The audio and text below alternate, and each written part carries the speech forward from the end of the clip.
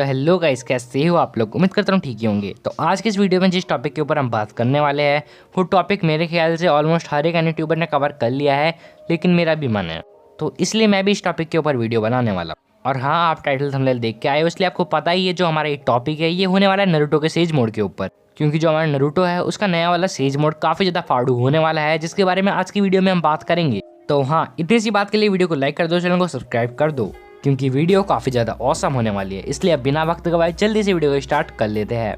तो sage mode, ये power कितनी खतरनाक है और कितनी पावरफुल है ये हमें पता ही है, क्योंकि शायद इसी पावर की वजह से हमारी कागुया की कब्र बनी हुई है चांद के अंदर। मुझे पता है यार, वो हागुरोमो और हामुरा वाला एपिसोड थे वो जो फिलर थे, लेकिन एक तरीके से फोरशैडोइंग भी तो हो सकती है ना, कि जो वो टोड था उसी ने हमारे हागुरोमो को सिखाया हो सेज मोड, या फिर नहीं भी सिखाया हो। और ये पॉइंट मैंने वीडियो में इसलिए रखा क्योंकि जो ओत्सुत्सुकी की सबसे बड़ी वीकनेस होती है वो और कोई नहीं सेंजुत्सु होता है, या फिर कहे तो सेज मोड होता है। लेकिन वहीं जो सेज मोड होता है उसकी खुद की भी काफ़ी ज़्यादा वीकनेसेस होती है, जैसे कि अगर तुमने कुछ ज़्यादा ही नेचर चाक्रा ऑब्जॉर्व कर लिया तो तुम मेंढक या फिर कुछ और ही बन जाओगे।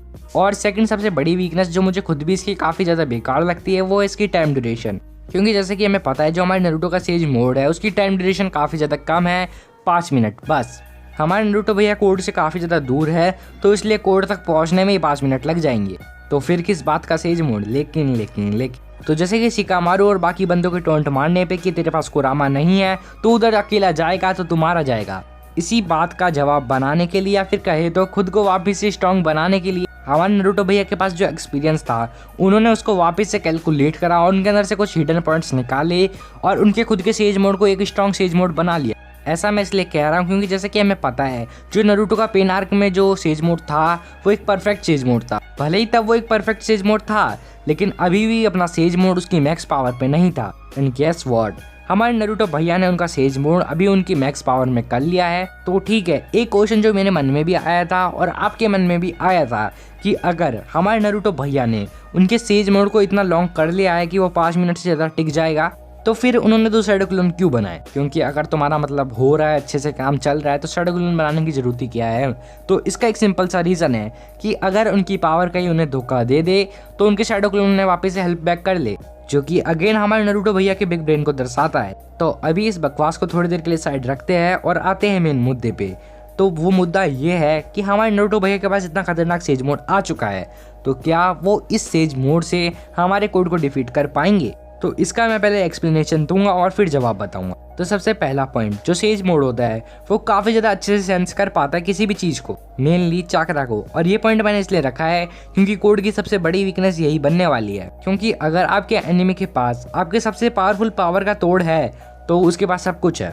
अगर अभी भी समझ नहीं आया तो टेंशन नॉट, मैं बताता हूँ। जो कोड की सबसे बड़ी पावर है वो है उसकी ब्लैक बेल्ट्स, क्योंकि इसकी वजह से वो हमारे मिनाटो नामी काजी की तरह place to another place seconds में ट्रैवल कर लेता है और आपको पता भी नहीं लग पाएगा कि कब वो आपके सामने से आपके पीछे आ गया और आपके अंदर अपना हाथ आर पार कर दिया। लेकिन अगर आपके पास सेज मोड हो जैसे कि हमारे नरूटो भैया के पास है तो कोड आपका कुछ नहीं बिगाड़ पाएगा। तो इसलिए आज ही जाइए और सेज मोड बाय कीजिए। नहीं भाई, मजाक कर रहा था, मालूम है बहुत लेम जोक मारा है मैंने, पर हंस लो यार, क्या जा रहा है हंसने में, हंसने से खून ही तो बढ़ता है। लेकिन ये पॉइंट काफ़ी ज़्यादा सही है क्योंकि जो नरूटो है वो अपने सेज मोड की हेल्प से हमारे कोड का चाकरा सेंस कर लेगा, और अगर वो उसके आसपास कहीं से भी निकलेगा तो वो चाकरा सेंस करके आराम से उसके अटैक्स को डिफेंस कर लेगा और उसके ऊपर वापस से रिटर्न में अटैक भी कर लेगा।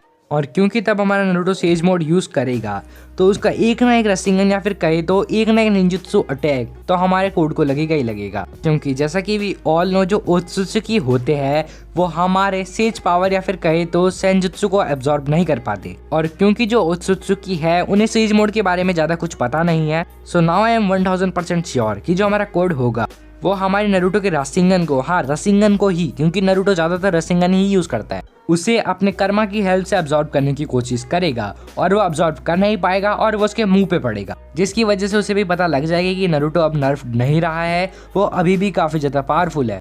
और एक और बात हमें यहाँ पे पॉइंट दिलाती है कि जो हमारा कोड है वो हमारे जिगेन से काफ़ी ज़्यादा वीक है और उसने अपनी बॉडी के अंदर लगवा रखे हैं लिमिटर्स, और लिमिटर्स लगवाने का फ़ायदा है कि अगर वो जिगेन से स्ट्रांग हो तो वो जिगेन से वीक है, इसलिए शायद हमारे नरूटो भैया उसे हैंडल कर ले। और जैसे कि हम सभी को पता है जो ओत्सुत्सुकी क्लैन होती है वो हमेशा सेज मोड से ही मार खाती है, या फिर कहे तो ज़्यादातर सेज मोड से ही मार खाती है।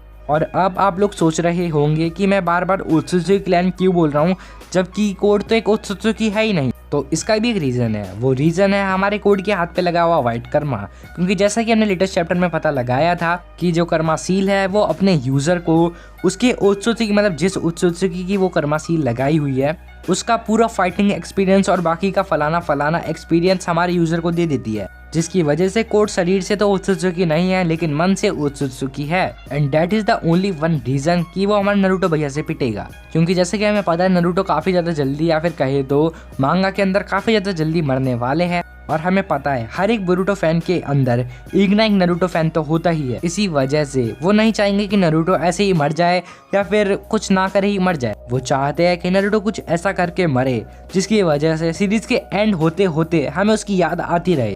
लेकिन हमें पहले ही बता दिया गया था कि बोरुटो के अंदर बोरुटो की कहानी है और नरूटो एक साइड कैरेक्टर है, और शायद अब हमें नरूटो की फ्लेक्सिंग पावर्स को देखने नहीं मिलने वाली, क्योंकि हमें पता है इस शो के अंदर मेनली बोरुटो पे फोकस किया गया है। तो हर बार नरूटो ही बोरुटो को बचाएगा ऐसा बार बार दिखा के वो बोरुटो को कमजोर साबित नहीं करना चाहते। तो शायद इसी वजह से वो कोड के आगे टिक ना पाए, लेकिन मैं चाहता हूँ कि वो कोड के आगे टिके, क्योंकि एटलीस्ट हमें 2 मोमेंट्स तो मिले जो कि हम याद रख पाए पूरे बोरुटो सीरीज में।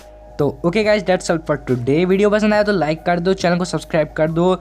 मालूम है आज का वीडियो काफ़ी ज़्यादा अच्छा नहीं था, लेकिन यार एग्जाम्स आ रहे हैं इसलिए मेरी भी कुछ गलती नहीं है, क्योंकि मेरे को भी एग्जाम्स के लिए पढ़ना पड़ रहा है। तो हाँ यार, वीडियो पसंद आया तो लाइक कर देना, चैनल को सब्सक्राइब कर देना। मिलते हैं किसी और वीडियो में, तब तक के लिए सायोनारा।